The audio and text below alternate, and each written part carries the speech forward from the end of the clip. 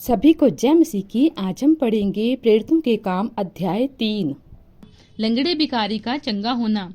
पतरस और यूहन्ना तीसरे पहर प्रार्थना के समय मंदिर में जा रहे थे और लोग एक जन्म के लंगड़े को ला रहे थे, जिसको वे प्रतिदिन मंदिर के उस द्वार पर, जो सुंदर कहलाता है, बैठा देते थे कि वह मंदिर में जाने वालों से भीख मांगे।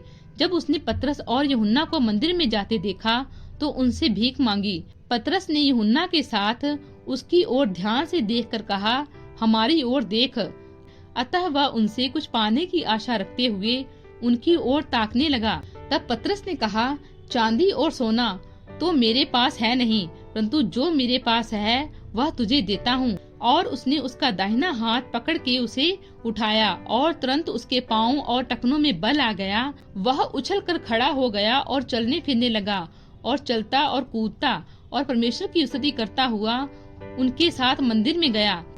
सब लोगों ने उसे चलते फिरते और परमेश्वर की स्तुति करते देखकर उसको पहचान लिया कि यह वही है जो मंदिर के सुंदर फाटक पर बैठकर भीख मांगा करता था। और उस घटना से जो उसके साथ हुई थी, वे बहुत अचंभित और चकित हुए।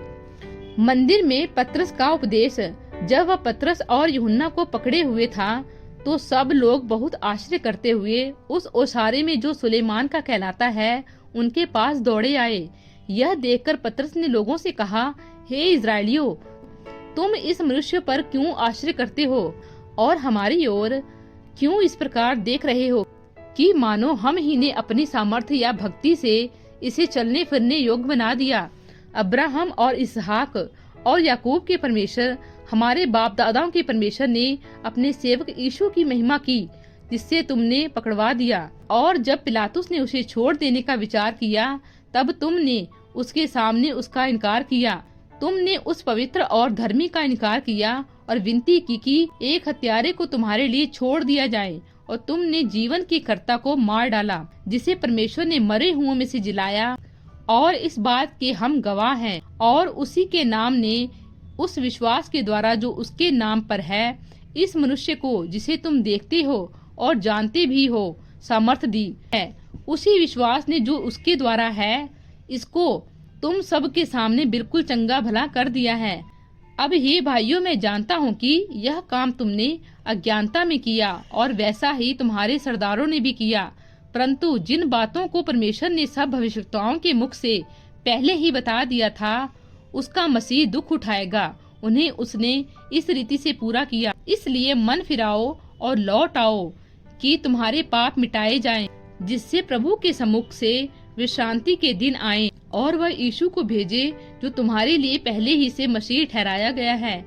अवश्य है कि वह स्वर्ग में उस समय तक रहे जब तक कि वह सब बातों का सुधार न कर ले, जिसकी चर्चा प्राचीन काल से परमेश्वर ने अपने पवित्र भविष्यवक्ताओं के मुख से की है।